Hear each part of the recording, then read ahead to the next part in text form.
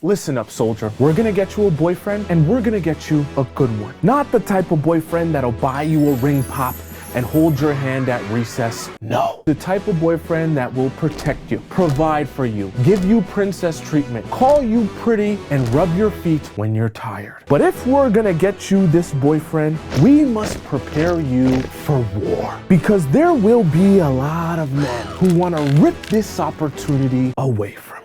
So make sure to follow my guide step by step. Because if you don't, instead of ending up with a prince, you might just end up with a frog.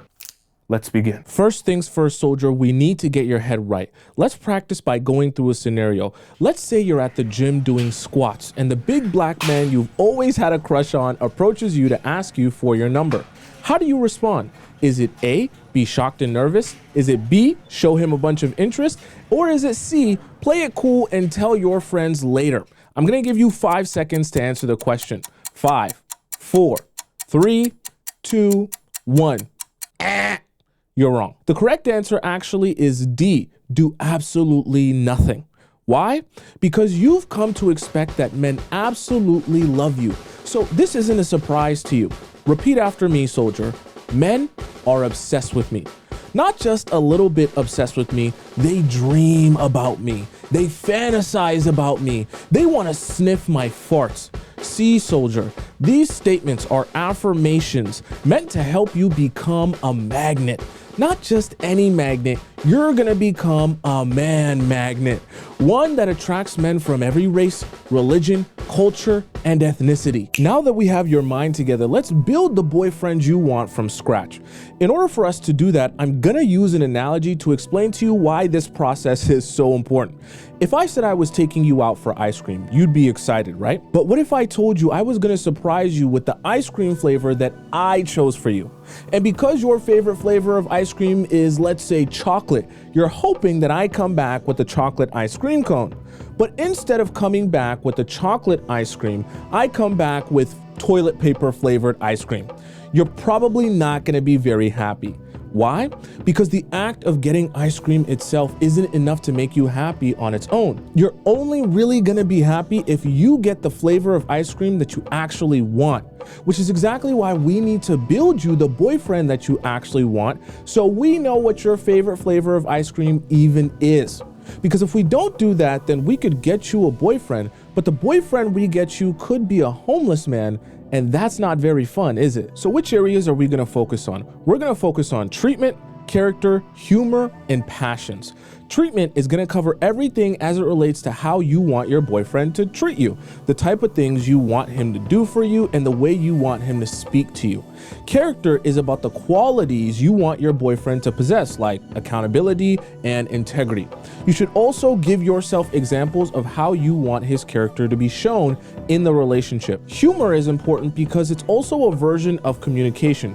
And if the two of you have two different definitions of what humor is, then there won't be a lot of fun in the relationship. Passions are the most important because this is what the two of you can bond over and build your romantic relationship around. Not to mention, it's also going to be a pivotal part of solving a really difficult question that we're going to get to soon. Now that we've built your boyfriend, this is where the hardest part comes. What does your ideal boyfriend want in a girlfriend? In order to figure that out, we're going to have to reverse engineer the man that you've built in order to get that answer. In other words, we're going to have to solve for an equation. Don't start sweating. I promise you this is not hard. This equation will be B, meaning your ideal boyfriend, plus G, meaning his ideal girlfriend, equals a relationship. Now, we already have the answer for the value of B because we just went over it. We just need to solve for G, which is you.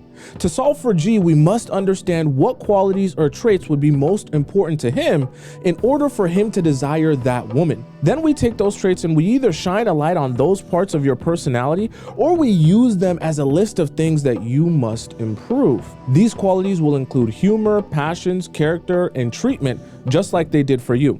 Once we answer these questions, we now know exactly what your ideal boyfriend is looking for in a girlfriend. But this is why I say it's the hardest part, because what you might not realize is some of the things your ideal boyfriend will want in a girlfriend you don't yet have. For example, when you reverse engineer what your boyfriend wants, you'll realize he'll want a woman who knows how to set boundaries. However, you're still currently hanging out with one of your exes.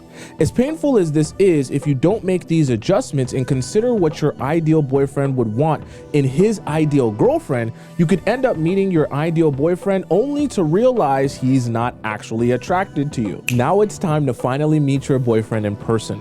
But where?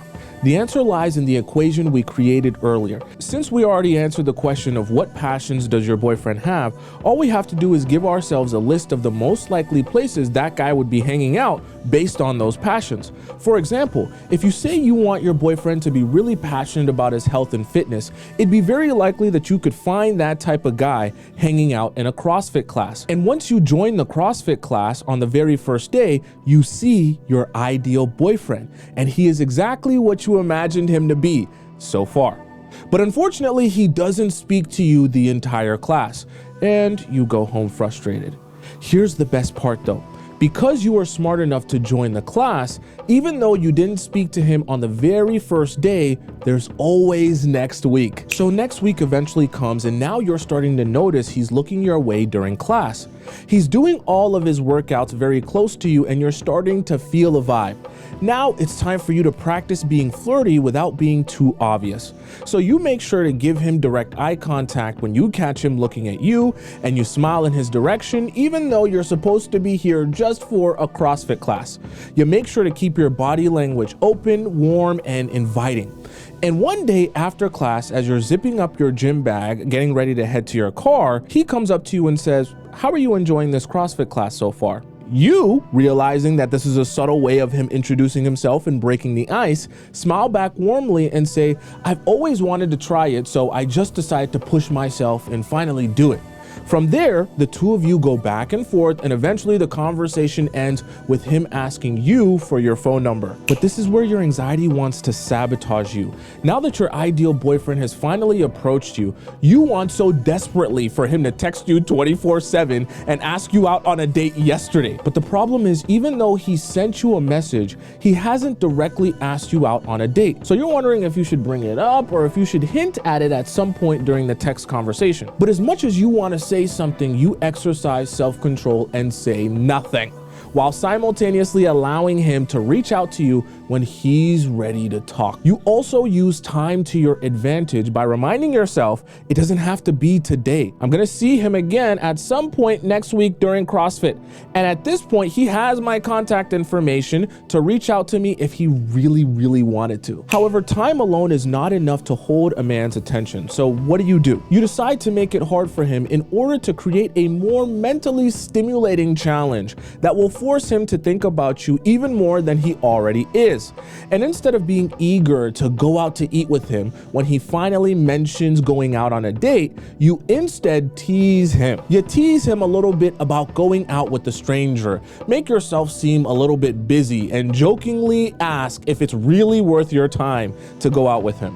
Even though it gives you a little bit of anxiety to jokingly reject him, instead of reacting negatively, he ends up taking it as a challenge to put his best foot forward and persuade you into going out with him, until you eventually say yes to the date. Now we're talking. Now you're on a date with your ideal boyfriend exactly how you've always wanted it, but the work is still not over.